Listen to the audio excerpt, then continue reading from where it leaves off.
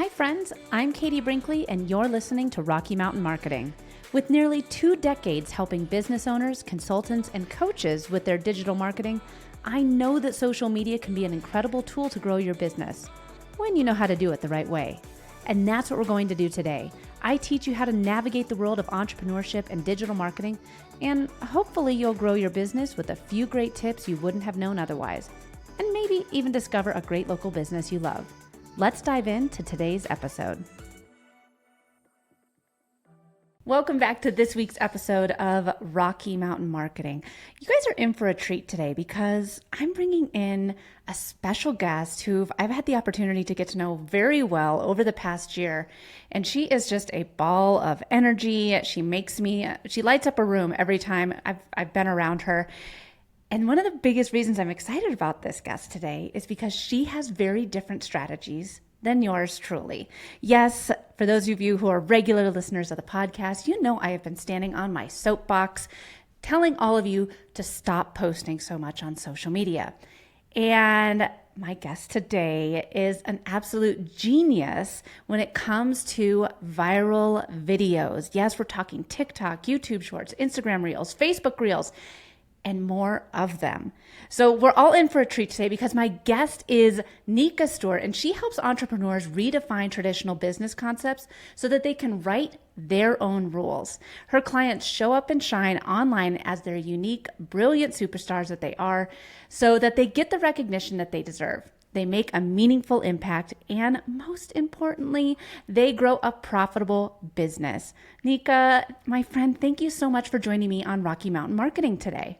It is my absolute pleasure. I'm so excited to talk with you and to kind of debate a little bit. I know, I'm loving this because I learned so much from you. And we actually just talked earlier this week about camera confidence and just pressing the button, because that's one of the hardest things for so many of us is, oh, well, who wants to hear what I have to say? Who wants to see me showing up in their feed all the time? And we're going to be talking about how you can do that more and stop worrying about what others think. But before we dive into that, I would just love for you to share a little bit of your story, because I got to hear it earlier this week about your aha moment of video and just kind of not caring. Yeah, it's really freeing to stop caring so much about the trying to be perfect and am I interesting enough and will people be inspired?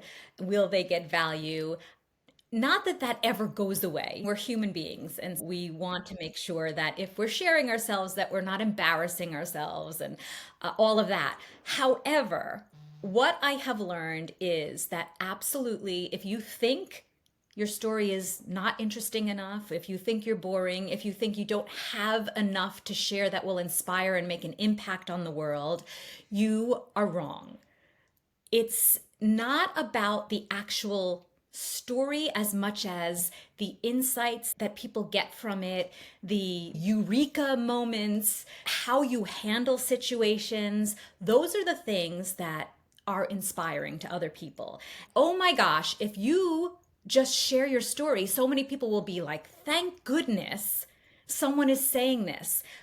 So many people wish that they had the courage to say what I'm telling you to say, so get out there and say it. So you asked my story. I learned this because I grew up with a mom who wanted me to be perfect. I think many of us are taught that in order to get out there, we first need to be better. We're not good enough until we're perfect, really, especially now on video. You have to have your hair done, your makeup, the correct lighting, the right camera, the right backdrop, all of that stuff. No one really cares about any of that. They just care about hearing something that touches them.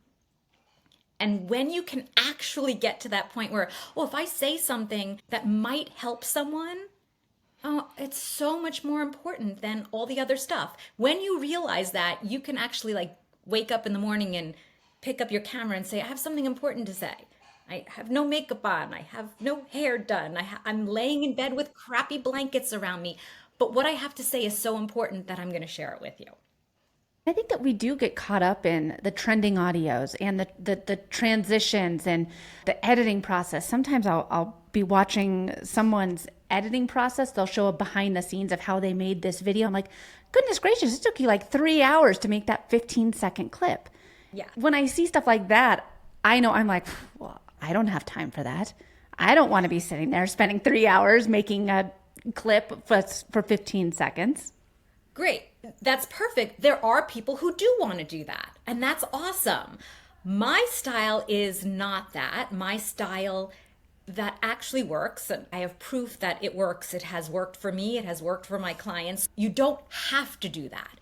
There's nothing wrong with that. Obviously, it's pretty cool and it's fun. And I do enjoy learning editing techniques and trying new things and seeing if a trending audio might get me more reach. But I do that because I enjoy it, not because I think that that will get me more results. Because honestly, it doesn't. The videos that I have done that have reached the most people, and by the most people, a few 100 million people, they have been raw, unfiltered, just real stuff. I don't look amazing. I don't sound amazing. I'm just doing something that's touching people. I'm giving some information, or I'm entertaining, or I'm sharing something that other people are enjoying. They're entertained, they're inspired, they're motivated. It doesn't look like a professional video at all. So if you just want to get yourself out there in a bigger way, but you don't like all the editing and the high level stuff, great.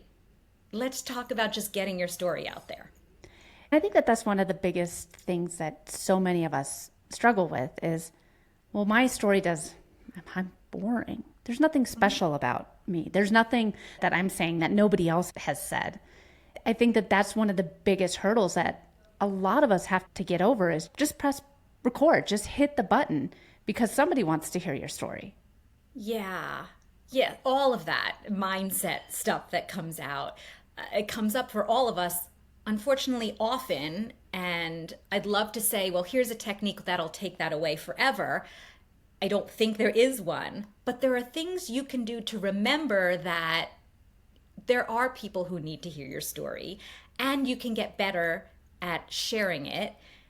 I used to always say, just do it, but it's easier said than done. I have learned that most of us are waiting to feel more ready. I'll do more video when I feel ready to do video. But you only feel more ready when you start doing it not ready. So if you're waiting to be more ready, here's the answer. Go do it when you're not ready, and then you will feel more ready. However, that is just like saying, just do it. I've learned things over the years that help us. There's something in psychology called exposure therapy. If there's something you're afraid of, the idea is that you take the patient who's afraid and you put them in the fearful situation over and over again until they become less afraid. But if you're afraid of snakes, jumping into a snake pit is not appealing. So if I just say to you, well, in order to feel less afraid of snakes, jump into a snake pit, you're not going to do it.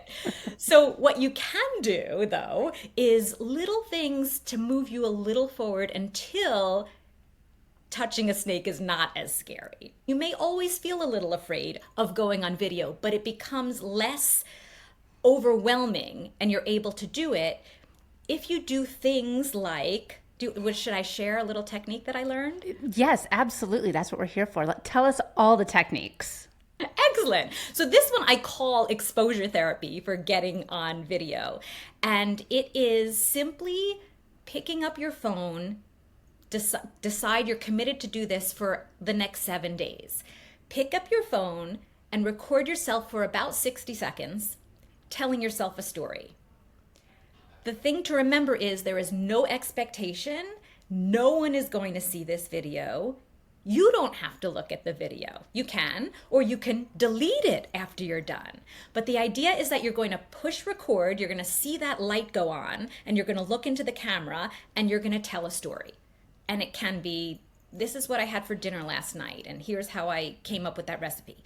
Or this morning, this is how I was feeling when I got out of bed. Anything. Just tell yourself a story for 60 seconds for 7 days in a row, and you will notice that after that, going on camera becomes a little easier because you've exposed yourself to the thing that's scary without that pressure of needing it to be perfect because you were going to delete it anyway.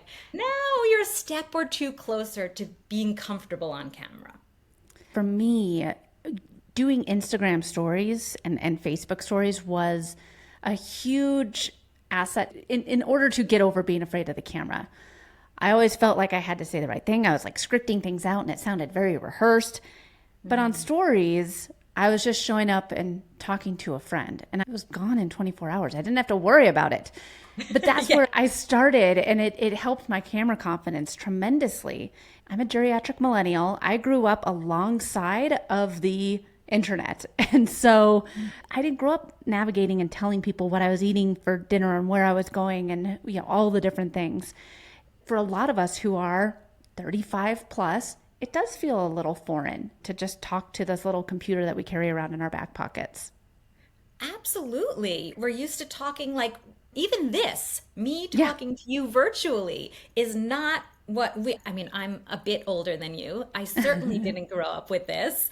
It's a new skill that it's not innate for most of us. Yes, probably for the kids it is. This is how especially the kids who were going to school during the pandemic, this is how they had relationships. Mm-hmm. It's not true for us. So it's completely a different skill, which is amazing to know because you can feel okay that it doesn't feel natural to you. It isn't, but it's something new. And again, the more you do it, the better you get at it, the more comfortable you get with it, which is why having this little exposure, a tiny bit of exposure every day in a way that is not scary is a good idea. If you want to do that every day for the rest of your life, just record something. It's like a little journal for yourself. And it gets you used to talking to someone and kind of pretending that that dot is someone you know and it's their eyes that you're looking at and you're chatting with a friend. This is uncomfortable talking to someone virtually, but at least I see your face nodding at me. There's the visual cues. Yes, and I know there's a word for it that I have chemo brain, so I can't think of words. But yes, it's feedback, I think is the word. We don't get any of that feedback when we're recording ourselves. Mm-hmm. But we have to start saying like, I'm looking at Katie right now and I can picture her nodding at the story, even if she's not there, but I'm talking to you. And we get better at that the more we do it. The old saying, practice makes perfect. I want to kind of circle back to something that you said in passing. You dropped a huge statistic out there and just kept right on moving about videos that have reached 100 million people. Going viral, you've done it for yourself, you've done it for your clients, you've done it on multiple platforms. All right, let's talk about reaching 100 million people with a simple video. Okay, yes. So first of all, the first time it happened to me was an accident. I wasn't trying to go viral and using certain techniques. However, the fact that I woke up one morning and saw my video starting to reach hundreds of thousands of people, it was wonderful for the ego and it was exciting. But more than that, it taught me that what I have to say, although I think it's not relatable and I think it's maybe not interesting to most people, I was wrong. So I got obsessed with studying what makes a video go viral. One of the things is being vulnerable and being authentic and sharing the things that we think other people don't want to hear. Those are the things that go viral. So when I started doing more of what I saw working, I figured out more of the elements of what we can put into our videos that will reach. So it started with hundreds of thousands. It then got to hundreds of millions. And so it works. What is the type of video that will reach more people? It's likely the thing that you think you're supposed to hide.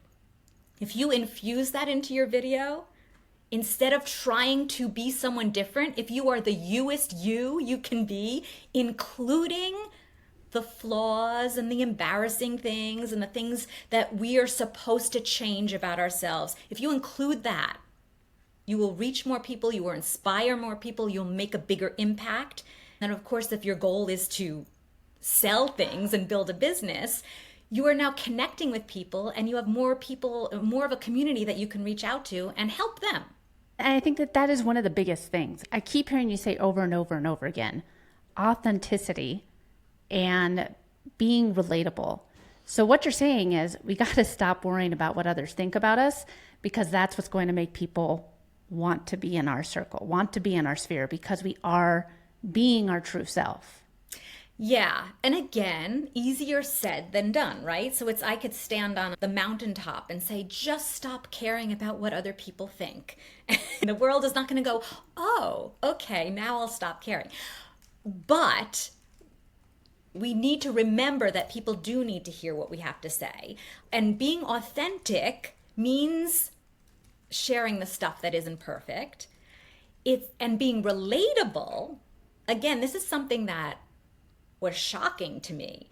My first few videos that I did that went viral, that reached so many millions of people, were things that I just knew were not relatable. They were very unique, kind of niche, very narrow niche ideas that most people, I just wanted to share what I was going through, but no one will be able to relate to it.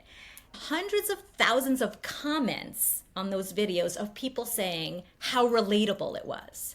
So what I realized is it's not specifically the thing that you're going through that may not be relatable, but how you handle it or what you learn from it.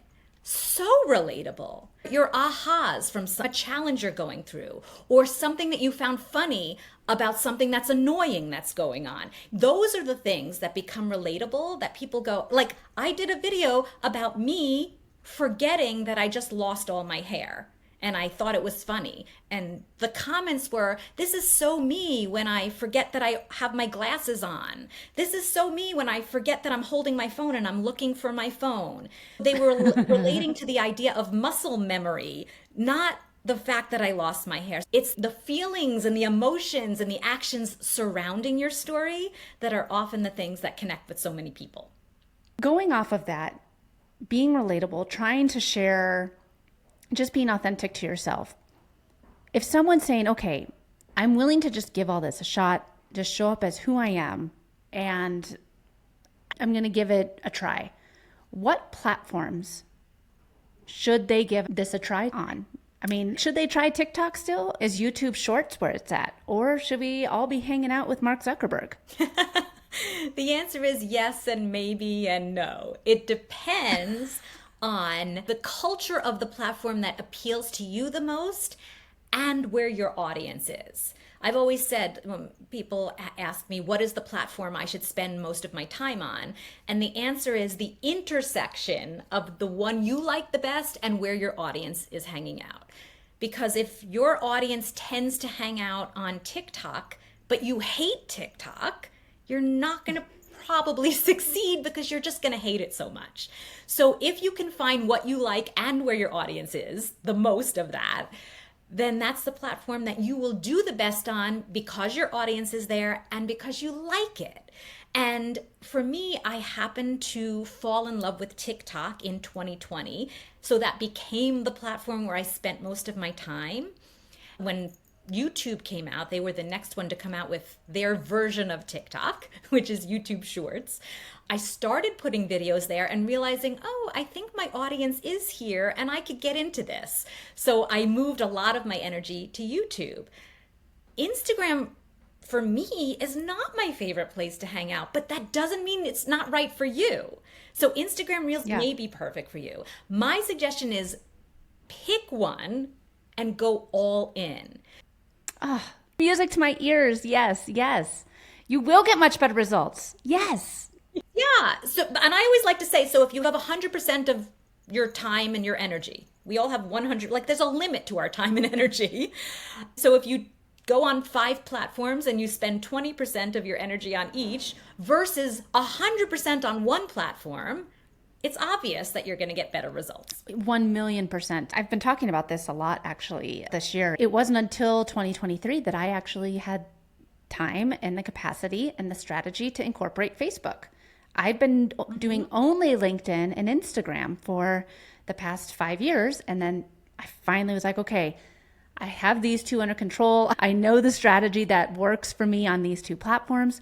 Now I can go ahead and try incorporating one more in because it's not copy and pastable across all these platforms.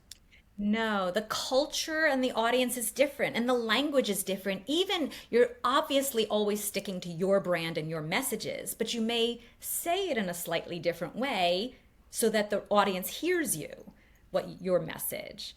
The way you just described that, I always think of a layer cake where if you're baking a layer cake and it's like, I'm going to start on Instagram. That's my place. So you pour the batter in for the first layer. If you add another platform, I'm also going to do TikTok. So you pour that batter in before the first layer is cooked, it just all mushes together and becomes confusing. So you want to make sure that Instagram is cooked because then you can pour a layer on it and then cook that layer. It doesn't mix in because the layer is cooked already. Yeah. How a layer becomes cooked is you get comfortable with it, you systemize it, it becomes almost automated, some of it, because you just know what to do. And like you said, Katie, then it was time for you to add another platform because the layers that you were working on were cooked. Yes, exactly. And I love that analogy. So we're posting on one or two platforms. We're going all in with our video. We're authentic video. We're not worrying about how we show up. We're just showing up as ourselves. Whether it's YouTube, Instagram, Facebook, or TikTok, is there a certain formula of how we write our captions or how we start our videos? Is there a certain way that we should be trying to kind of build these out so that we are going to see as much success as possible? Yes, that also depends on your goals. The formula is first figure out what do you want to get out of this. If it's to share your story in a big way and make a big impact, your videos are likely going to have a different structure than someone who's looking to sell more of their products or their services. The great thing to know is that if you're looking to sell more things, make more offers, have more leads come in, we do need to look for hints and suggestions from people who don't have anything to sell, because when you don't have something to sell, those videos tend to reach more people. How can you make your sales type videos more like the videos that don't have anything to sell so they're more entertaining and people will stop and watch them and get to the point where you are offering something? So that's one thing to remember. The other thing I just want to, because you mentioned this in the beginning, how I tend to say do more rather than less. The reason is only because of what's going on in the algorithms right now. It isn't because you need to keep bombarding people. I also don't believe that quantity is better than quality. Quality is better. But what's going on right now, and this may change. It changes because guidelines change, algorithms change.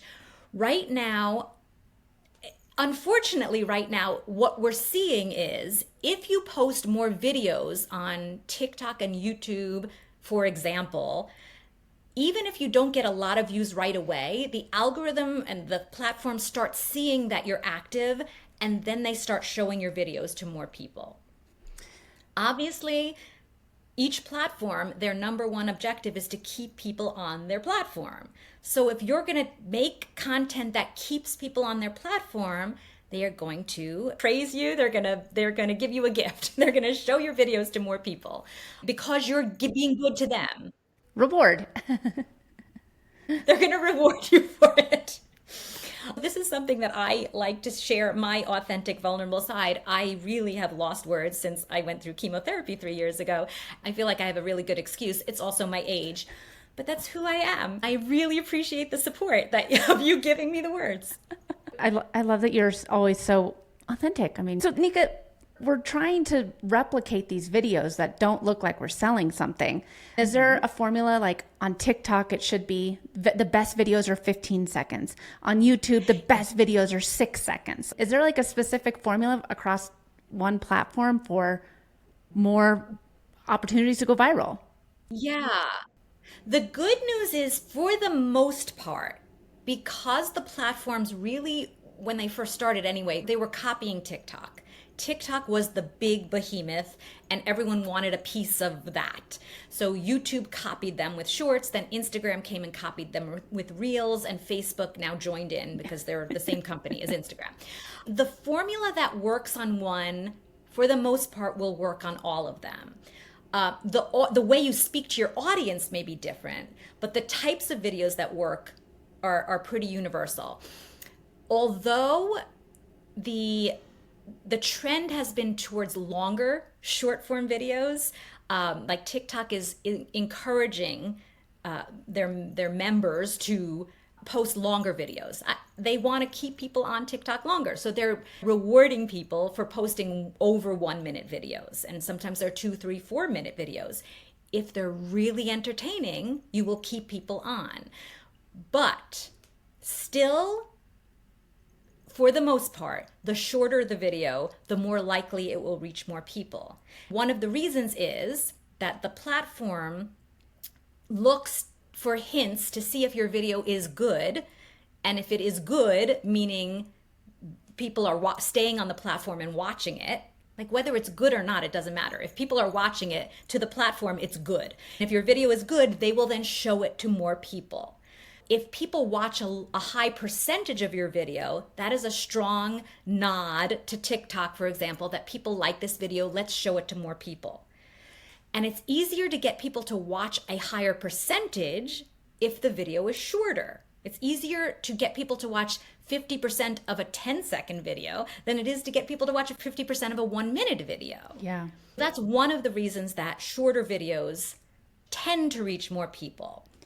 So under 20 seconds is still something that is going viral easier.